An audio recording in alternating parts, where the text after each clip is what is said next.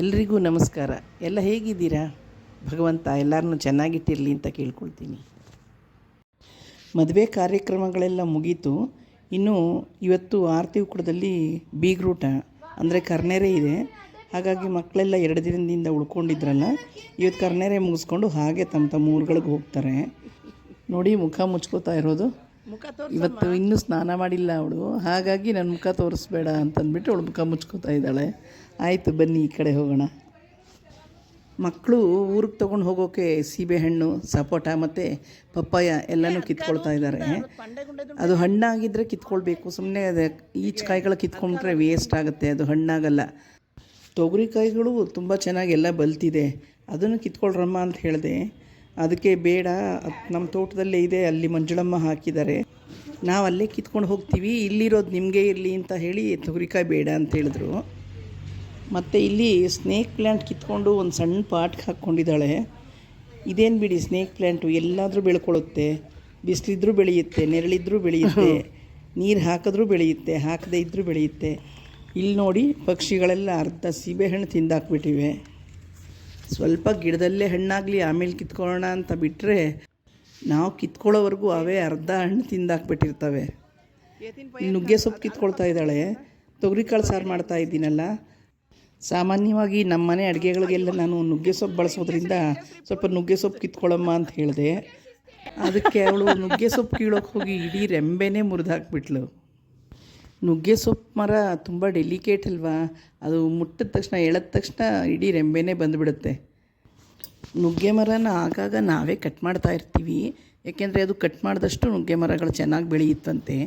ಮತ್ತು ಇನ್ನೊಂದೇನು ಅಂತಂದರೆ, ನಮಗೆ ಮೇಲ್ಗಡೆ ಕರೆಂಟ್ ವೈರ್ ಇದೆ, ಹಾಗಾಗಿ ನಾವು ತುಂಬ ಅದು ಎತ್ತರ ಬೆಳೆಯೋಕ್ಕೆ ಬಿಡೋದಿಲ್ಲ, ಆಗಾಗ ಕಟ್ ಮಾಡ್ಕೊಳ್ತಾ ಇರ್ತೀವಿ ನಾವು. ಅದರಿಂದ ಏನು ಪರವಾಗಿಲ್ಲ, ಅದೇನು ವೇಸ್ಟ್ ಆಗೋದಿಲ್ಲ. ನಾನು ಅದನ್ನು ಒಣಗಿಸ್ಬಿಟ್ಟು ಚೆನ್ನಾಗಿ ಪುಡಿ ಮಾಡಿಟ್ಕೊಳ್ಳೋದ್ರಿಂದ ಅದು ನನಗೆ ಉಪಯೋಗನೇ ಆಗುತ್ತೆ.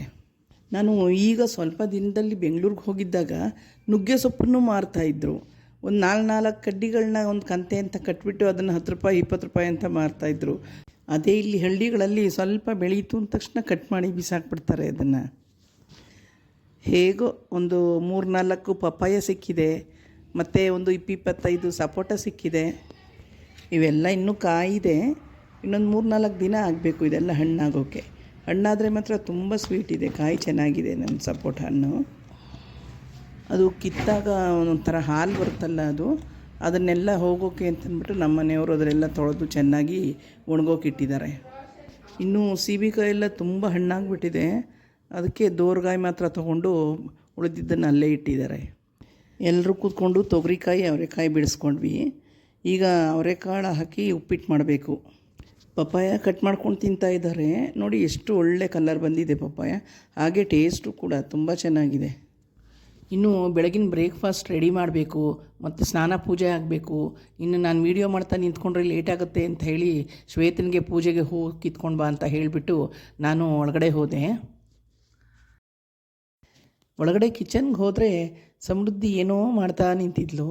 ಏನು ಮಾಡ್ತಾ ಇದ್ದಾಳೆ ಇವಳು ಅಂತ ನೋಡಿದ್ರೆ, ಅವಳು ಫೇಸ್ ಮಾಸ್ಕ್ ರೆಡಿ ಮಾಡ್ತಾ ಇದ್ಲು.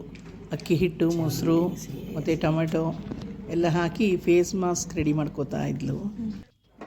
ನಾನು ಬೆಳಗಿನ ತಿಂಡಿಗೆ ಅವರೆಕಾಳು ಉಪ್ಪಿಟ್ಟು ಮಾಡಬೇಕಲ್ಲ, ಹಾಗಾಗಿ ಒಗ್ಗರಣೆ ಮಾಡಿ ನಾನು ಅವರೆಕಾಳು ಬೇಯೋಕ್ಕಿಟ್ಟೆ. ಇನ್ನು ಲೇಟ್ ಆಗುತ್ತೆ, ಆರತಿ ಉಕ್ಕಡಿಗೆ ಬೇರೆ ಹೋಗಬೇಕು, ಹಾಗಾಗಿ ಬೇಗ ಸ್ವಲ್ಪ ತಿಂಡಿ ಮಾಡಿಟ್ಬಿಟ್ರೆ ಎಲ್ಲ ಹಾಕ್ಕೊಂಡು ತಿಂತಾರೆ ಅಂತ. ಅವರೆಲ್ಲ ತಿಂಡಿ ತಿಂದು ಮುಗಿಸೋ ಅಷ್ಟರಲ್ಲಿ ನಾನು ಹೋಗಿ ಸ್ನಾನ ಪೂಜೆ ಮಾಡ್ಕೊಂಡು ಬರಬೇಕು ಅಂತಂದ್ಬಿಟ್ಟು ತೆಂಗಿನಕಾಯಿ ತುರ್ದು ಕೊಟ್ಬಿಟ್ಟು ಅವ್ರಿಗೆ ನಾನು ಸ್ನಾನಕ್ಕೆ ಹೋದೆ. ಟೈಮು ನೋಡಿ 11:45 ಕೊಟ್ಟಿದ್ದೀನಿ ತಿಂಡಿ.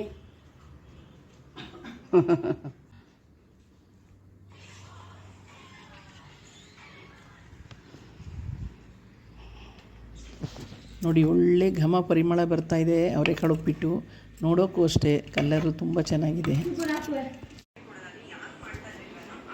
ನೋಡಿ ತಿಂಡಿ ತಿಂದಾದ್ಮೇಲೆ ನಮ್ಮ ಮನೆಯವರು ಹೋಗಿ ಜಗಲಿ ಮೇಲೆ ಕೂತ್ಕೊಂಡು ಗಡದ್ದಾಗಿ ನಿದ್ರೆ ಹೊಡಿತಾ ಇದ್ದಾರೆ. ಮೊಬೈಲು ಅದರ ಪಾಡ್ಗದ ಆಡ್ತಾ ಇದೆ.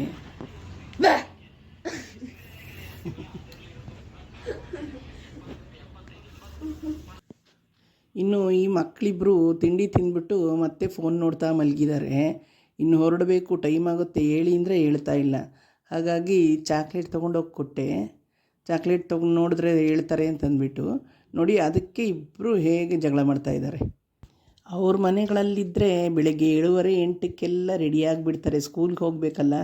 ಹಾಗಾಗಿ ಆದರೆ ಇಲ್ಲಿ ಬಂದರೆ ಹೀಗೆ ನೋಡಿ, ತಿಂಡಿ ಪಾತ್ರೆಗಳೆಲ್ಲ ಗುಡ್ಡೆ ಆಗಿವೆ. ಇವೆಲ್ಲ ಬೇಗ ಬೇಗ ತೊಳೆದಿಟ್ಬಿಟ್ಟು ಉಕ್ಕಡಕ್ಕೆ ಹೋಗೋಕ್ಕೆ ರೆಡಿ ಆಗಬೇಕು. ಓಕೆ ಫ್ರೆಂಡ್ಸ್, ನಿಮ್ಮ ಅನಿಸಿಕೆ ಅಭಿಪ್ರಾಯಗಳನ್ನು ಕಮೆಂಟ್ ಬಾಕ್ಸ್ನಲ್ಲಿ ತಿಳಿಸಿ. ಮುಂದಿನ ವಿಡಿಯೋದಲ್ಲಿ ಸಿಗೋಣ ಅಲ್ಲ. ಎಲ್ರಿಗೂ ಒಳ್ಳೆಯದಾಗಲಿ. ನಮಸ್ಕಾರ.